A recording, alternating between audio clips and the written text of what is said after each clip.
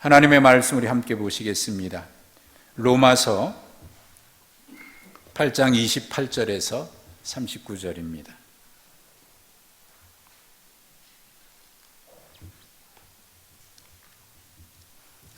로마서 8장 28절에서 39절까지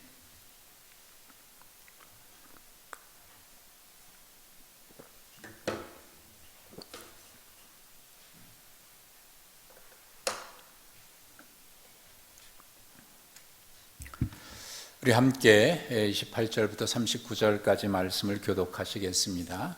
가정에서 온라인으로 예배하시는 분들도 이 자리에서 예배하는 것과 같이 함께 교독해 주시면 고맙겠습니다. 우리가 알거니와 하나님을 사랑하는 자 곧 그의 뜻대로 부르심을 입은 자들에게는 모든 것이 합력하여 선을 이루느니라.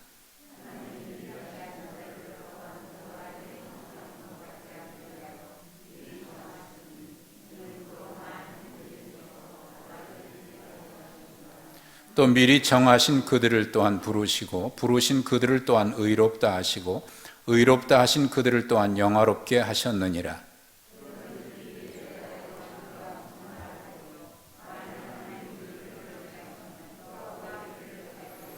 자기 아들을 아끼지 아니하시고 우리 모든 사람을 위하여 내주신 이가 어찌 그 아들과 함께 모든 것을 우리에게 주시지 아니하겠느냐?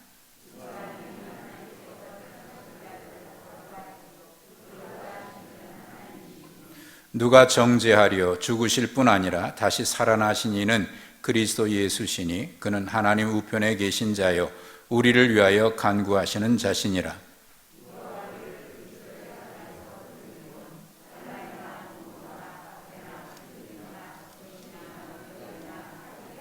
기록된 바 우리가 종일 주를 위하여 죽임을 당하게 되며 도살당할 양같이 여김을 받았나이다 함과 같으니라.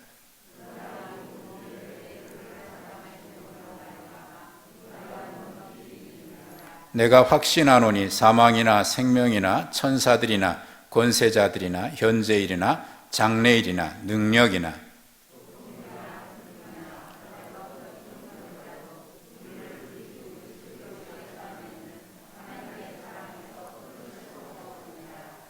아멘.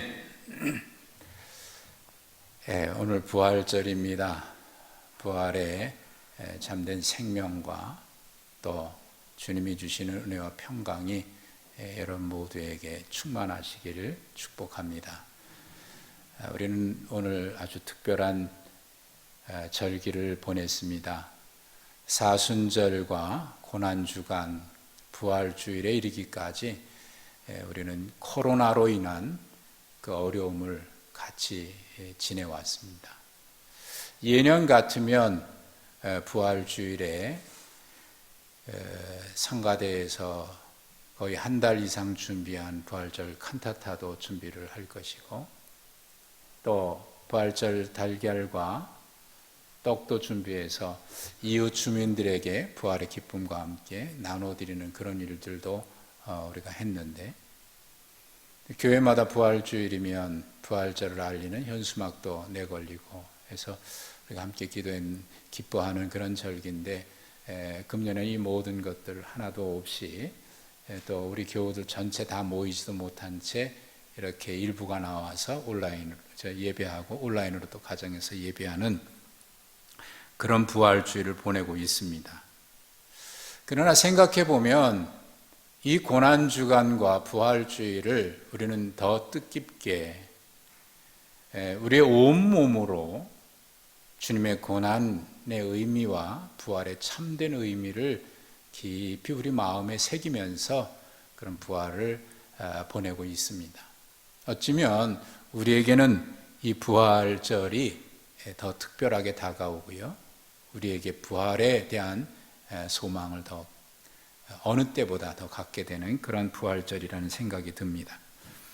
지난 주일 예배 후에 우리 교육자들이 모여서 다음 주가 부활주일인데 아무것도 하지 못하니까 왠지 좀 섭섭하고 교우들도 보지 못한 지가 꽤 오래되기도 하고 그래서 또 그렇다고 부활절 달걀 삶기 위해서 교우들 나오게 되면 또 어려움도 있을 거고 그래서 부활절 달걀을 좀 특별한 거로 그 맥반석으로 구운 거예요. 오늘은 아주 쫄깃쫄깃하고 맛있는 겁니다. 그것을 예쁘게 포장해서 교우들에게 좀 나눠줬으면 좋겠고, 그리고 요즘 그 코로나 하면서 그 드라이브 스루로 그 진단 검사도 했잖아요. 그리고 오래전부터 카페 같은 데도 드라이브 스루 해가지고 차에서 내리지 않고 차에서 받아가는 그런 것도 많이 생기고, 그래서 이번 부활절에는 드라이브 스루 방식으로 우리 예배에 나오지 못하신 분들, 가정에서 온라인 예배하시는 분들 우리가 찾아가서 전달해 드리십시다. 그래서 그거 좋겠다고 해서 우리가 정성껏 준비했습니다. 아무튼 우리는 이런 부활주를 맞이하고 있는데 유례 없는 그런 경험들을 우리 하고 있어요. 얼마 전에 포항에 어느 목사님이 글을 하나 저희 보내주셨는데 이런 내용입니다. 31번 확진자가 나타나기 전에, 그래서 확진자들이 하루에 많아야 2-3명 정도 이렇게 나타나기 시작할 때 전국 단위의 목회자 세미나가 있었습니다. 저도 그 자리에 함께 참여를 했었는데, 그분이 그 자리에 함께 있으면서 누군가로부터 이런 이야기를 들었답니다. 그 포항 그 경북 지역 청정 지역에 살고 있어서 참 좋으시겠습니다 라고 하는 인사를 들었답니다. 그래서 그 인사를 받고 그냥 웃음으로 넘겼는데, 마치고 돌아가서 한 2-3일 뒤에 상황이 급반전돼서 가장 불쌍한 지역이 됐다, 그런 얘기입니다. 그런데 며칠 뒤에 미국에 있는 한인교회로부터 소식을 전해드렸는데, 한인교회 중에 한국에 여행 다녀온 교우들이 있으면 이분이 이번 주일날 교회에 나올까 안 나올까, 그게 초미의 관심사가 됐답니다. 혹시라도 그분이, 한국 다녀온 그분이 예배에 나온다 그러면 우리는 안 나가겠다, 그런 이야기들이 교우들 사이에 막 돌기도 했답니다. 그런데 상황이 또 바뀌어서 이번에는 미국에 유학 중인 학생이 한국으로 돌아오게 되면 큰 위험이 되는 상황이 됐습니다. 자녀들 외국 유학 다닌다고 기뻐했고 자랑했던 분들도 이제는 쉬쉬하면서 숨기고 있는 그런 분위기다, 그런 글을 보내왔습니다. 사람이 사는 일이 그런 것 같습니다. 행복이라고 생각했던 것이 어느 순간 또 불행으로 바뀌는 경우도 있고, 불행한 일이라고 생각했던 일이 어느 날 갑자기 그 일로 인해서 행복해지는 경우도 있고, 그러니 사람의 일은 아무도 장담할 수 없는 일이지요. 작년 12월 중국 우한에서 이 코로나 바이러스가 발견되고 환자들이 생기기 시작할 때 오늘처럼 전 세계가 이렇게 혼란에 빠질 줄 누가 알았겠습니까? 그리고 이토록 오랫동안 이 일이 지속될 줄 누구도 상상하지 못했을 겁니다.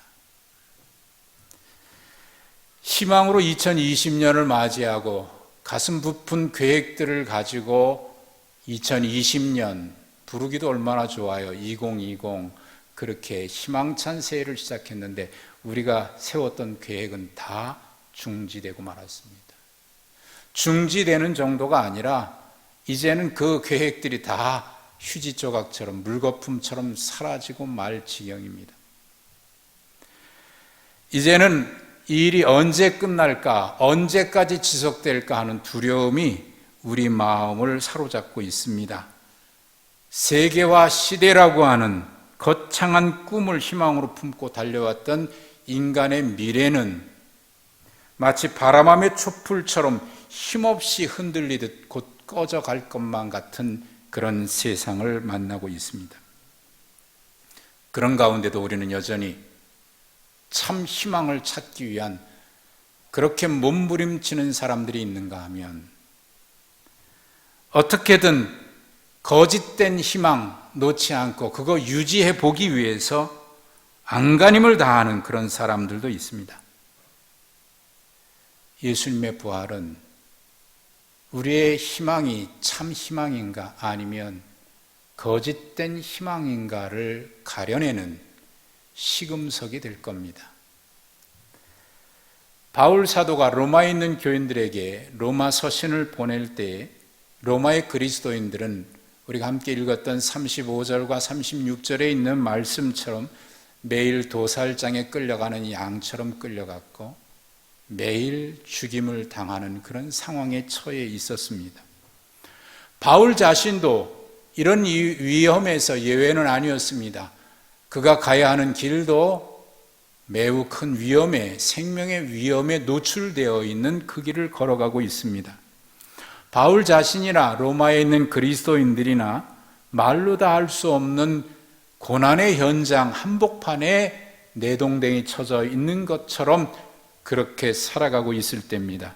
오죽하면 38절에서 생명조차도 위험이라고 얘기했을까요? 살아있는 그 자체가 위험이라고 한다면 말할 수 없는 고난 아니겠습니까? 그들이야말로 정말 바람 앞에 있는 촛불처럼 희망은 점점 꺼져가고 있는 그런 현실을 마주하고 있는 겁니다. 그런데 오늘 본문에서 바울 사도는 너무도 당당하게 장담하고 있습니다. 누가 우리를 대적하겠습니까? 누가 감히 우리를 고발하고 누가 감히 우리를 정죄하겠습니까? 이 모든 일에 그리스도의 사랑에서 우리를 끊을 자가 누가 있겠습니까? 이 모든 일에 우리는 넉넉히 이깁니다. 나는 확신합니다. 우리를 하나님의 사랑에서 그 무엇도 그 누구도 끊을 수 없다는 것을 나는 확신합니다. 라고 이렇게 장담하고 있어요. 사실 바울 자신이나 로마의 그리스도인들은 전혀 그럴 상황이 아닙니다. 말 그대로 살아있으나 살아있다고 할 수 없는 그런 상황이죠. 바울 자신도 그것을 알고 있고 로마에 있는 그리스도인들도 그것을 알고 있으면서 이 로마서를 받아보고 있습니다. 도대체 바울은 무엇을 근거로 이런 상황에서 이렇게 장담하고 있을까요? 무엇에 근거해서 이렇게 확신 있는 말을 하고 있는 것일까요? 혹시 거짓된 희망을 부여잡고 있는데 그거 꺼질까봐, 그거 유지해 보기 위해서 몸부림치고 있는 한 인간의 안타까운 몸부림일까요? 아니면 참 희망을 찾았기에 고난 속에서도 누구보다 기쁨과 감격으로 희망을 외치고 있는 한 승리한 한 인간의 부르짖음일까요? 오늘 이 말씀 속에서 도대체 바울 사도가 외치는 이것은 무엇에 근거한 것인지, 참된 희망을 찾은 자의 환호성인지 아니면 거짓된 희망을 놓치기 싫어서 몸부림치고 있는 한 인간의 안타까움인지, 그것을 우리가 살펴보기 위해서 바울 사도가 우리에게 던지고 있는 세 가지 질문을 살펴볼 필요가 있습니다. 도대체 왜, 무엇에 근거해서 이런 말을 하고 있는가? 바울의 질문을 살펴보십시오. 31절에 첫 번째 질문이 나옵니다. 만일 하나님이 우리를 위하시면 누가 우리를 대적할 수 있겠습니까? 라는 질문입니다. 이 질문을 하고 나서 바울은 32절에 곧바로 이렇게 얘기합니다. 자기 아들을 아끼지 아니하시고 우리를 위해서 내어주신 그 하나님께서 그 아들과 함께 모든 것을 우리에게 주시지 아니하시겠느냐라고 반문하면서 이 질문에 대한 대답을 스스로 반문하고 있습니다. 하나님이 우리를 위하신다면, 하나님이 우리와 함께 하신다면 무엇이 우리를 대적할 수 있겠습니까? 만일 혹 누군가가 대적하는 존재가 있다고 하더라도 아들을 아끼지 아니하신 하나님께서 어떤 대가들 마다하겠으며 어떤 것도 지불하지 않으시겠느냐라고 하는 그 질문을 이 대답에 대한 대답으로 반문하고 있는 것이죠. 얘기는 이런 것입니다. 하나님은 반드시 지켜주신다 하는 이야기를 질문으로 하고 있는 겁니다. 두 번째 질문은 33절에 나타납니다. 누가 감히 하나님께서 택하신 자들을 고발하고 정죄할 수 있단 말입니까? 고발할 수 있느냐, 정죄할 수 있느냐라는 말을 반복하면서 이 말에서 바울 사도는 지금부터 영원까지 하나님이 택하신 자를 누구도 고발할 수 없고 정죄할 수도 없다는 말을 하는 겁니다.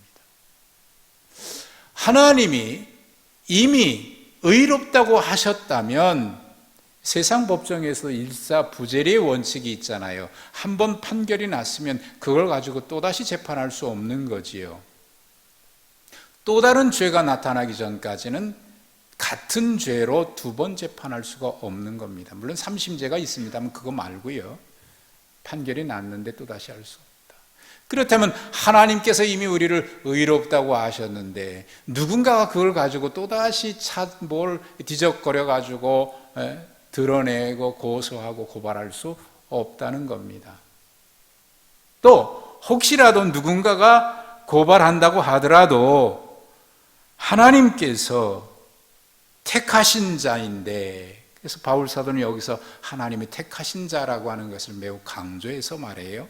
하나님이 택하신 자던데 그 하나님 우편에 우리를 위해서 예수 그리스도께서 계시고 그분이 우리를 위해서 끊임없이 간구하시고 계시는데 하나님이 택한 자를 누가 고소할 수 있으며 누가 정죄할 수 있겠느냐? 혹 설사 고소하는 자가 있다고 하더라도 우리 주님께서 하나님 아버지 우편에서 우리를 위해서 끊임없이 변호하고 우리를 도와주고 계시기 때문에 누구도 정죄할 수 없다. 그 얘기를 지금 하고 있는 겁니다. 세 번째 질문은요, 이 모든 일의 결론을 위한 질문인 것 같아요. 35절에 있습니다. 누가 우리를 그리스도의 사랑에서 끊어낼 수 있단 말입니까? 라는 질문입니다. 지금까지 바울 사도는요, 너무나 당연한 이야기인데도 불구하고 마치 질문처럼 던졌어요. 하나님이 우리를 위하시면 우리를 대적할 수 있는 존재가 있을까? 어떤 원수가 대적할 수 있을까? 하나님이 우리를 위해서 독생자까지 버리셨는데 그 아들과 함께 필요한 것 왜 주시지 않겠느냐? 대적한다면 하나님이 무엇을 마다하겠느냐? 우리를 지키기 위해서요. 또 하나님이 택하신 우리를 누가 고발할 수 있고 누가 정죄할 수 있겠습니까? 이 질문은요, 사실 너무나 분명한 이야기인데 바울은 마치 이것을 우리에게 질문처럼 하고 있는 거예요. 누구에게 하는 질문이에요? 누구에게 이 질문을 하고 있을까요? 또 무엇을 말하기 위해서 이렇게 질문하고 있을까요? 여러분, 힘들지만 자신감을 가지십시오. 희망을 가지십시오. 긍정의 힘을 믿으십시오. 확신하고 확신을 가지고 어려운 가운데서도 인내하고 견디면 희망은 결코 무너지지 않습니다. 긍정의 힘을 믿으십시오. 이런 얘기 하려고 하는 것일까요?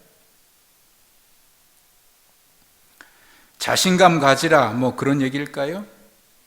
그런데 바울 사도의 질문을 가만히 살펴보고 마지막 세 번째 질문을 살펴보면 바울은 그런 얘기 하려고 하는 것 같지가 않아요. 바울이 하려고 하는 얘기는 사랑 이야기하고자 하는 거예요. 사랑. 하나님의 사랑. 35절에 보시면은 그리스도의 사랑에서 끊으리요. 또 37절에서 우리를 사랑하시는 이로 말미암아 넉넉히 이기느니라. 또 39절에서 그리스도 예수 안에 있는 하나님의 사랑에서 끊으리요. 계속 사랑에서 끊을 수 없다, 이긴다, 이 얘기하고 있죠. 바울 사도의 모든 고백은 로마서뿐만 아니라 바울 서신에 나타나 있는 바울의 많은 믿음의 고백들은요, 다 그 근거가 어디서부터 시작이 되냐면 하나님의 사랑에서부터 시작이 돼요. 하나님의 사랑. 로마서 5장에 예수님께서 십자가에 못 박히신 그 사건을 얘기하면서 바울 사도가 얘기한 게 있습니다. 우리가 연약할 때에, 우리가 죄인 되었을 때에, 또 우리가 하나님과 원수 되었을 때에 예수님께서 죽으셨다. 그게 하나님의 사랑이다. 무슨 얘기죠? 우리에게는 그 사랑을 받을 만한 자격이 전혀 없었던 때라는 얘기입니다.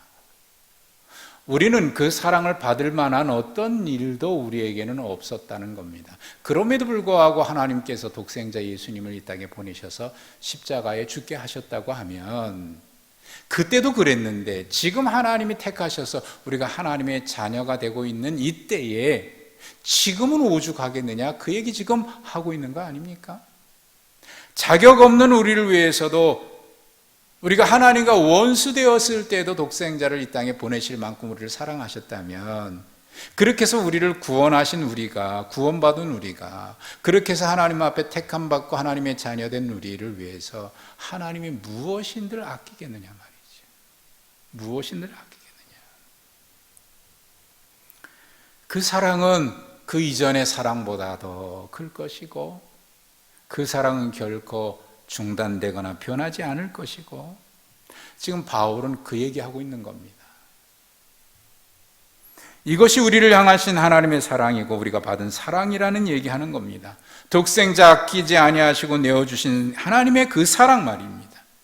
이것이 하나님이 택하신 자를 위한 하나님의 사랑인데, 그 사랑 누가 끊어낼 수 있겠느냐? 여러분, 그 사랑이 그렇게 쉽게 끊어지겠을까요? 끊어질 수 있을까요? 결코 끊어질 수 없는 겁니다. 여러분은 이 바울의 질문에 대해서, 우리를 향한 이 질문에 대해서 여러분은 어떻게 대답하시겠습니까? 그럴 수 있습니까? 그럴 수 없지요. 당연히 그럴 수 없는 겁니다. 이게 하나님의 사랑인 겁니다. 그러나 바울 사도는 이 대답을 듣기 전에 로마 교인들이 당하고 있는 이야기를 또다시 해요. 누가 우리를 그리스도의 사랑에서 끊을 수 있겠습니까? 질문하고 난 다음에 환난입니까? 곤고입니까? 위험입니까? 핍박입니까? 굶주림입니까? 헐벗음입니까? 아니면 칼입니까? 성경에 기록된 대로 우리가 종일 도살장에 끌려가는 양처럼 끌려가고 종일토록 죽임을 당한다고 했는데, 지금 우리가 그 어려움을 당하고 있지 않습니까? 그 이야기 끝에 이야기 쭉 하면서 바울 사도는 이런 얘기해요. 그러나 이 모든 일에 우리를 사랑하여 주신 그분을 힘입어서 이기고도 남습니다. 이기고도 남습니다.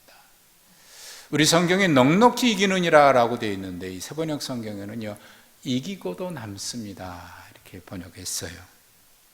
그리고 나는 확신합니다 하면서 또 여러 가지 일들을 얘기해요. 죽음도, 살아있는 것도, 천사들도, 권세일도, 현재일도 쭉 얘기하면서 그리스도 예수 안에 있는 하나님의 사랑에서 끊을 수 없다 얘기합니다. 이 얘기는요, 사실 여러 가지 나열되어 있습니다만은 일일이 설명하기보다 한마디로 얘기하면 이런 겁니다. 우리에게 닥쳐오는 어려움은 우리가 예상할 수도 없는 일이고, 우리가 알지도 못하는 일이고, 보이지도 않는 일이고, 보이기도 하겠지만 보이지도 않는 일들이 얼마나 많습니까? 지금 우리가 당하고 있는 일들이 그런 거다 그 말이죠. 지금 우리의 실상도 그렇잖아요. 우리가 알고 이런 일을 당합니까? 모르는 게 얼마나 많아요. 우리가 안다고 해도 우리가 비켜나갈 일들이 있습니까? 알아도 어쩔 수 없이 당하는 일들이 얼마나 많아요. 그런데 모르는 사이에 일어나는 일들은 또 얼마나 많겠습니까? 지금 바로 그 얘기하는 겁니다.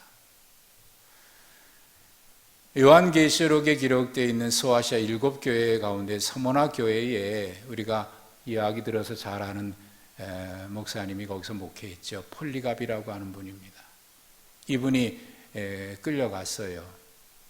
그래서 예수를 부인하라고 하는 이야기를 하면서 만약 부인하면 살려주겠다. 화형대에 그를 묶어두었습니다. 이제 불을 붙이기만 하면 됩니다. 너를 살리고 죽이는 것은 하나님이 아니라 로마의 황제야. 부인하면 내가 살려주지. 그 질문 앞에 폴리갑이 이런 대답했다 그러지요. 내가 86년을 살아왔는데 단 한 번도 주님은 나를 모른다고 하신 적 없고 단 한순간도 나를 사랑하시지 않은 적이 없는데 내가 지금 와서 어찌 나 살겠다고 주님 모른다고 부인할 수 있겠습니까? 그리고 하나님 앞에 기도하고 불 속에서 순교했지요. 하나님, 나에게 이 거룩한 순교자의 반열에 참여할 수 있게 해주셔서 감사합니다. 우리 주 예수 그리스도로 인하여 이루신 모든 일에 하나님 아버지께 찬양합니다. 그 찬양하면서 그 뜨거운 불 속에서 순교했다고 하지 않습니까? 우리 앞에 일어나는 많은 일들, 우리가 예상한다고 해도 어쩔 수 없고, 그러나 모르는 사이에 닥쳐오는 일들은 더 많이 있습니다. 바울은 지금 그 얘기를 하고 있습니다. 그런데도 불구하고 바울 사도는 그 어려움에서 넉넉히 이긴다고 얘기합니다. 근데 저는 이 말씀을 읽으면서 좀 궁금한 게 있습니다. 왜 바울 사도는 넉넉히 이기느니라 라고 해서 여기서 딱 8장을 끝내지 않고 그 다음 절에 어려운 이야기 하면서 하나님의 사랑에서 끊을 수 없으리라 이렇게 하면서 8장을 마쳤는지가 궁금해요. 여러분 분명하잖아요. 우리는 이깁니다. 넉넉히 이깁니다. 이기고도 남습니다. 딱 하면 분명하잖아요. 아 그래 맞아 우리가 이길 수 있어. 바울 사도 그렇게 자신을 가지고 있구나. 확신한 믿음을 가지고 있구나. 이렇게 생각할 텐데 그 얘기 끝에 이런저런 어려운 얘기하면서 하나님의 사랑에서 끊어낼 수 없으리라 이렇게 얘기해요. 좀 이상해요. 넉넉히 이긴다는 얘기를 하고 이런저런 어려운 일들을 얘기하면서 갑자기 자신을 잃어버린 것일까요? 아니면 그의 믿음이 흔들려서 좀 그 확신했던 믿음이 지금 약해지고 있는 것일까요? 왜 갑자기 넉넉히 이기느니라 라고 얘기해놓고 그 다음에 그 사랑에서 끊을 수 없으리라 라고 뭔가 여운을 남기듯이 자신 없듯이 뭔가 뒤끝이 깨끗하지 않은 그런 이야기로 39절까지 이 8장을 마칠까요? 바울 사도가 얘기하고자 하는 것은요, 넉넉히 이긴다라고 하는 그런 자신감 얘기하려고 하는 게 아니고, 또 결과가 그렇게 끝나는 것이 중요한 것이 아니고 그 과정까지 어떻게 가느냐를 얘기하는 겁니다.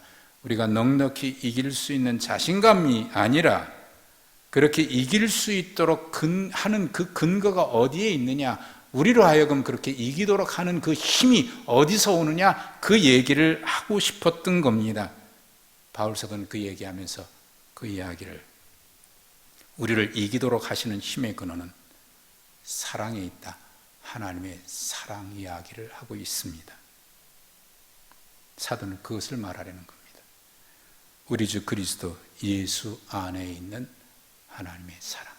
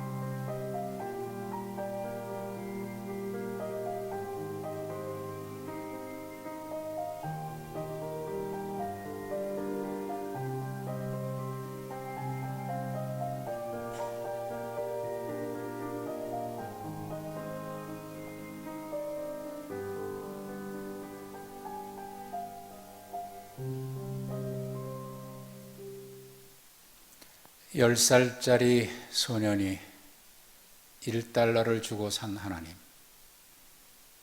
1달러짜리 하나님. 하나님은 그 사랑을 그렇게 우리에게 내어주셨습니다. 값없이 우리에게 내어주셨습니다. 우리는 이 부활의 아침에 그 하나님의 사랑을 받았습니다. 이 자리가 바로 그 은혜의 자리입니다.